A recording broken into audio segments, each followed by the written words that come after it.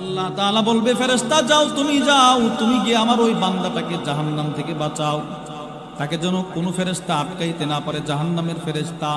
কারণ আমার এই বান্দাটা দুনিয়াতে আরেক বান্দার সম্মানকে হেফাজত করেছিল। সুবহানাল্লাহ। এর বিপরীত রাসূল বলেন, ওমান রামা মুসলিমান বিশাইইন ইউরিদু শাইনাহু বিহি।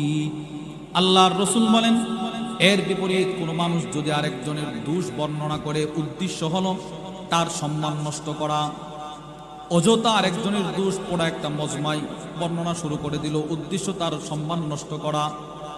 আল্লাহর রাসূল বলেন, হাবাসাহুল্লাহু আলা জিসরি জাহান্নাম।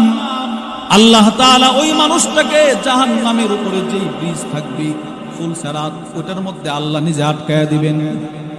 না, যতক্ষণ পর্যন্ত না ওই লোকটা তোরে ক্ষমা না করবি, ততক্ষণ তুই এখানে আটকায়া থাকবি।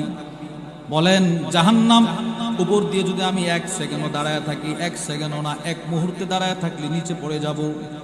এর মানে আল্লাহর রাসূল আমাদেরকে বোঝাইতে চাইলেন, দেখো যারা মানুষের দোষ চর্চা করে এরা ফুলসেরাত থেকে নিচে পড়ে জাহান্নামে নিক্ষিপ্ত হবে। বলেন নাউজুবিল্লাহ। এই 5টা শাস্তি থেকে আপনারা কি বুঝলেন?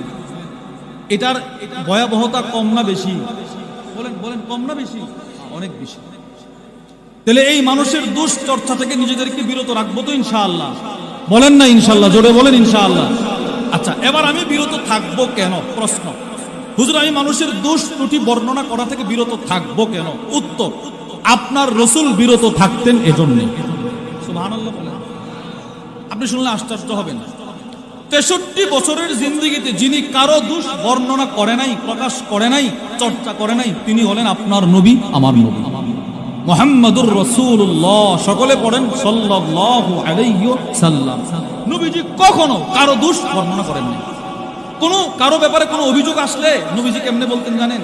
আল্লাহু আকবার। আবু দাউদ শরীফের বর্ণনা। মনে করেন এখানে মজমা, কেউ একটা অপরাধ করছে, নবীজির কাছে বিচার আসছে, রাসূল কখনো বলতেন না, এই তুমি দাঁড়াও, এটা কেন করলে? নবীজি কখনো এটা বলতেন না। রাসূল কি করতেন জানেন? যে অপরাধটা করছে রাসূল বলতেন, এ আমার সাহাবারা, তোমাদের কি হলো, তোমরা এটা কেন করলে? সুবহানাল্লাহ বলবেন না? রাসূল ইচ্ছে করলে পারতেন যে অপরাধটা করছে তারা শনাক্ত করতে, কে রে এই অপরাধটা করছে, নবীজি এগুলো করে নাই। অপরাধটা রাসূলের কানে আসছে তো নবীজি সকলকে উদ্দেশ্য করে বলতেন। অপরাধ করছে একজন, নবীজি সকলকেই বলতেন, এই কিরে এটা কে করছে, এটা বলে নাই। নবীজি বলতেন, তোমরা এটা কেন করলা, সাহাবারা আপনারা কি শুরু করছেন, এগুলো কেন করেন, এইভাবে বলতেন। প্রথমে শোনেন, নবীজি কারো কোনো অপরাধ মেনশন করে কারো কোনো অপরাধ বর্ণনা করেন, এটা আগে শোনেন। আবু দাউদ শরীফের বর্ণনা।